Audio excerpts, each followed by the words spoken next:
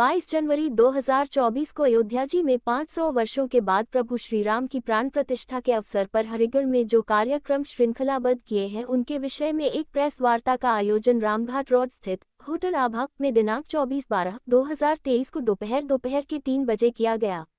विषय लेते हुए विहिप जिला मंत्री मुकेश राजपूत ने बताया कि आगामी 26 दिसंबर 2023 को प्रदर्शनी मैदान स्थित कृष्णांजलि के परिसर में दोपहर 2 बजे सभी कार्यकर्ताओं का समन्वय सम्मेलन आयोजित किया जा रहा है, जिसमें पूरे हरिगढ़ महानगर के कार्यकर्ता सम्मिलित होंगे, जिसमें हरिगढ़ महानगर के 16 भागों से कार्यकर्ता श्रीराम रथ सजाकर यहां कृष्णांजलि लाएंगे। यहां उन्हें अक्षत कलश एवं श्रीराम मंदिर चित्र तथा पत्रक दिए जाएंगे। तत्पश्चात वह धूमधाम से वह रथ अपने अपने क्षेत्रों में गाजे बाजे के साथ ले जाएंगे तथा उनके द्वारा जनजागरण हेतु प्रभात फेरी भी निकाली जाएगी। आगे उन्होंने बताया कि आगामी 28 दिसंबर 2023 को माताओं बहनों की विशाल कलश यात्रा होने वाली है, जो दोपहर 2 बजे हीरालाल बारहसैनी से प्रारंभ होकर पुस्तक बाजार, हलवाई खाना, बड़ा बाजार, रेलवे रोड, मीरूमल प्याव, मामू भांजा होती हुई गांधी पार्क पर समाप्त होगी। आगे उन्होंने बताया कि एक विशाल बाइक रैली का भी 30 दिसंबर को आयोजन किया गया है, जिसमें आगे श्रीराम रथ चलेगा तथा पीछे युवाओं का विशाल बाइक समूह चलेगा।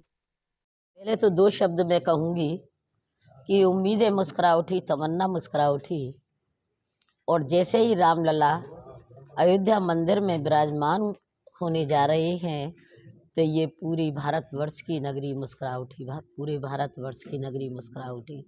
इससे बड़ा परम सौभाग्य हम सब भक्तों का क्या होगा।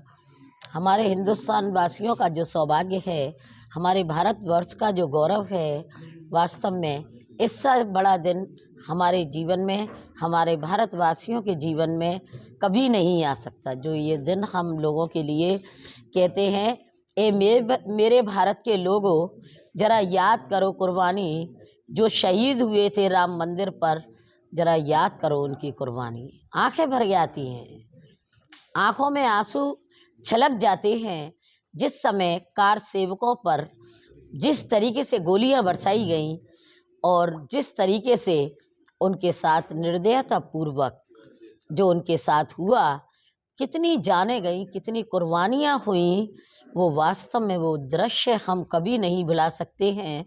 वो दृश्य हमने देखा है तो किस तरीके से इन कुर्बानियों के बाद आज हमारे भगवान श्री मर्यादा पुरुषोत्तम राम आज अपने मंदिर में गृह, जिसमें तो गृह निवासी कहूँगी, वहाँ पर विराजमान होने जा रहे हैं।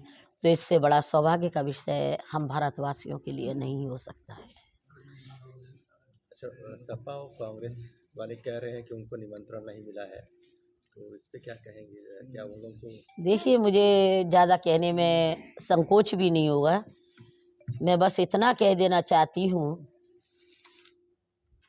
निमंत्रण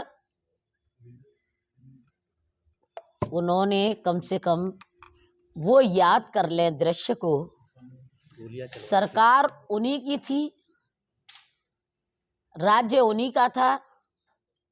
जिस तरीके से हमारे राम भक्तों पर जो गोलियां बरसाई गईं और दौड़ा दौड़ा करके उनको मारा गया, जिस तरीके से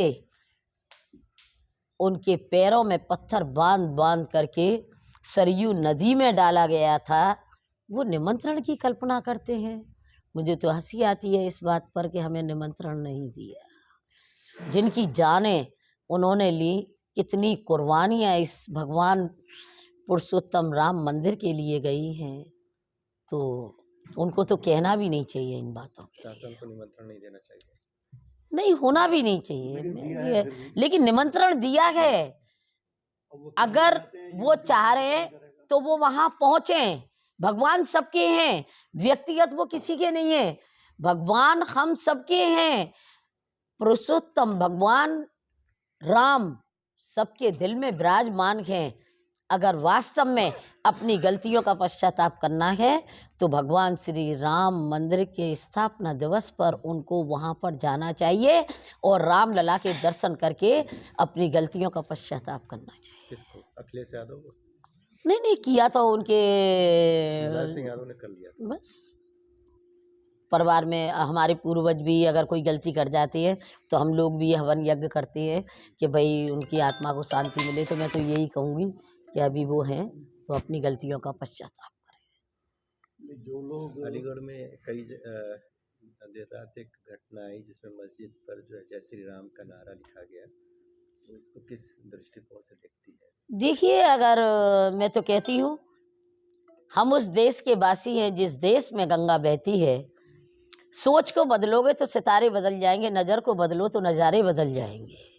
मेरा कहना है ये है कि अगर भगवान श्री राम का नाम का अगर वहाँ पर लिख भी गया तो ऐसा कौन सा तूफान आया था जिस तरीके से ये जो तमाशा किया गया है। हम तो ये कहते हैं कि कार्यकर्ताओं में उत्साह है।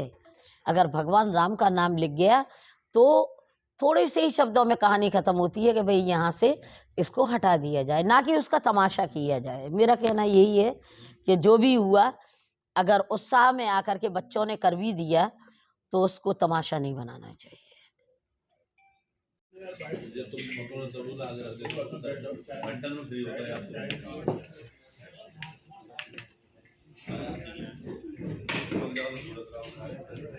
कि भाई हर एक के अंदर एक उत्साह है, उमंग है।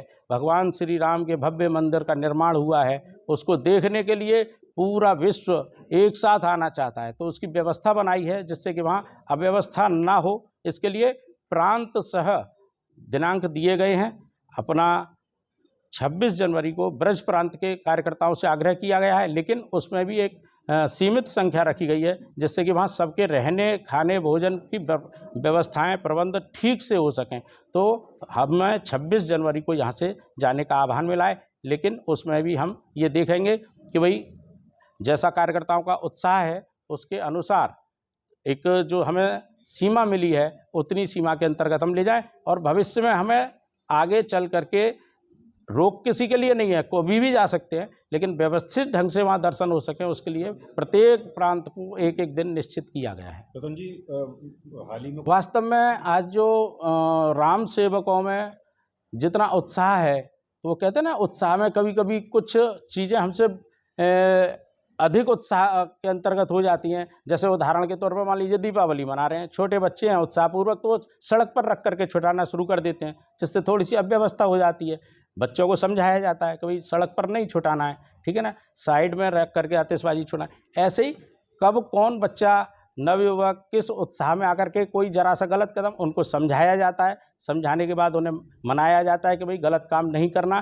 किसी प्रकार से हमारे यहाँ सांप्रदायिक सौहार्द नहीं खराब होना चाहिए। क्यों कि आज इतना हमारे मध्य अन्य धर्मों के लोग भी सहयोग कर रहे हैं, हर व्यक्ति। क्यों कि अब तो राम केवल ऐसा नहीं है कि हिंदुओं के हैं, राम तो आज जैसा कि इंडोनेशिया में सब वो मुसलमान हैं लेकिन फिर भी राम को मान रहे हैं, पूज रहे हैं, वहाँ के नाम भी सबके जो है वो भगवान के नाम पर हैं। तो भगवान तो सबके हैं। जो लोग भगवान को अपना भगवान मानते हैं, भारतवर्ष को अपना देश मानते हैं, वो कभी सांप्रदायिक सौहार्द नहीं बिगड़ने देंगे। सब एक दूसरे से मिलजुल करके ही सारे काम कर रहे हैं। अगर कहीं ऐसी कोई बात आती भी है कि किसी व्यक्ति का मन खराब होता है तो वहाँ पर मैनेज किया जाएगा, कार्यकर्ताओं को समझाया भी जाएगा। भगवान श्री राम की प्राण प्रतिष्ठा अयोध्या में ये भव्य मंदिर बन करके जो निर्माण हुआ है, उस मंदिर में ये प्राण प्रतिष्ठा के लिए जो कार्यक्रम है, चूँकि एक सीमा होती है, उस सीमा के अंतर्गत ही पूरे देश से 25,000 लोगों की व्यवस्था वहाँ केवल उस दिन के प्राण प्रतिष्ठा कार्यक्रम के लिए है। लेकिन बाकी देश की सामान्य जनता, सनातन धर्मी, वो अपने देश में रह करके, अपने गृह क्षेत्र में रह करके अपने इस कार्यक्रम में सहभागिता करेंगे। तो उसके लिए विभिन्न प्रकार के कार्यक्रम 1 माह से ये चल रहे हैं। यहाँ हरिगढ़ महानगर में भी संघ की दृष्टि से, विश्व हिंदू परिषद की दृष्टि से और अपने विविध संगठनों की दृष्टि से अनेक कार्यक्रम आयोजित हो रहे हैं, जिनमें से अपना 28 तारीख को एक भव्य कलश यात्रा माता बहनों की रहेगी। ये दोपहर को 2 बजे हीरालाल वारेसैनी इंटर कॉलेज से प्रारंभ होगी। ऐसे ही युवा कार्यकर्ताओं के लिए 30 तारीख को 11 बजे Maheshwar inter college Shasni gate से एक वाहन रैली निकलेगी। तो ये केवल 22 जनवरी के प्राण प्रतिष्ठा कार्यक्रम के संदेश को देने के लिए कि भाई लोगों तक ये जन जागृति पहुँचे, ऐसे कार्यक्रम आयोजित हो रहे हैं। और भगवान श्री राम की अयोध्या जी से निमंत्रण के लिए कि भगवान के इस कार्यक्रम में सब सहभागिता करें, उसके लिए वहाँ से पूजित अक्षत आ रहे हैं, पीले चावल, और भगवान श्री राम जी का ऐसा ये मंदिर का चित्र ये हम घर घर पहुँचाएंगे। तो पूजित अक्षत और ये भगवान राम जी का चित्र हर घर में पहुँचे, हर व्यक्ति के यहाँ पूजन इसका हो, ऐसा आग्रह सभी कार्यकर्ताओं से किया गया है, जिसका 1 जनवरी से लेकर के और 15 जनवरी तक हमारे ये कार्यकर्ता घर घर जा कर के इन चीज़ों का वितरण करेंगे। 22 तारीख को हमारे यहाँ प्रत्येक गली मोहल्ले में, बस्ती में ये आग्रह किया गया है कि हमारे जो राम सेवक हैं, 11-11 की टोली बनाई गई है, उन राम सेवकों से आग्रह किया गया है कि अपने क्षेत्र को, अपनी गली को अयोध्या मान करके और अपने निकट के मंदिर को भव्य श्री राम जी का मंदिर मान करके उस दिन भव्य दिवाली मनाई जाए। 22 जनवरी को अपने निकट के मंदिर पर हम ऐसी दीपावली का आयोजन करें जैसा कि दीपावली का आयोजन हम उस त्रेता युग से भगवान श्री राम के अयोध्या वापस आने पर, लंका विजय के बाद जब वो वापस आए तब से अब तक हम दीपावली मना रहे हैं।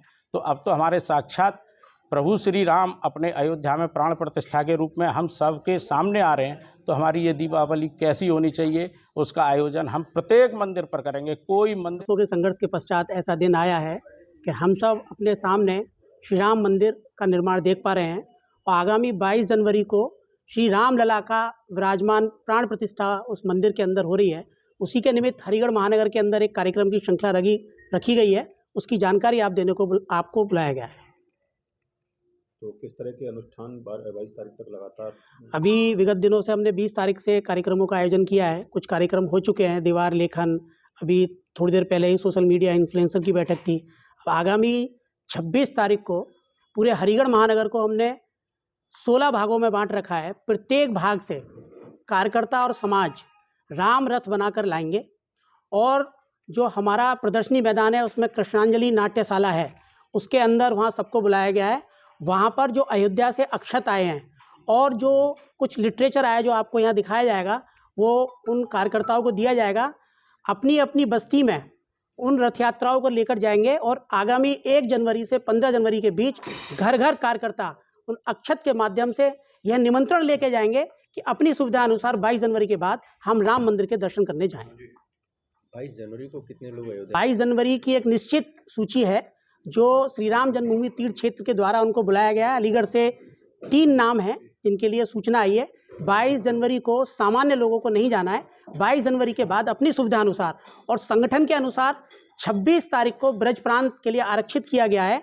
तो ब्रज प्रांत में हरिगढ़ महानगर भी आता है, पूरा जिला भी आता है। यहाँ से एक निश्चित सूची 80 से 100 लोगों की जाएंगे। वो लोग 25 तारीख में यहाँ से निकलेंगे। 22 तारीख को नहीं, 22 तारीख में कोई नहीं जाएगा, सामान्य कार्यकर्ता नहीं जाएगा। 2 लोगों को यहाँ से निमंत्रण मिला हाँ, है। 3 लोगों को निमंत्रण मिला है, वो अपनी व्यवस्था अनुसार कौन जाएंगे। लोग हैं ये 3 लोग? हाँ, उद्योगपति के रूप में श्री हरिप्रकाश गुप्ता जी, हिक्स थर्मामीटर, और एक औद्योगिक क्षेत्र से एक और हैं अपने सज्जन श्री सतीश शर्मा जी, मनीष इंटरनेशनल, सतीश गौड़ जी, जिन्होंने राम मंदिर के वो 26 तारीख का जो दिन नियत किया गया है उसमें उनको लेके जाया जाएगा।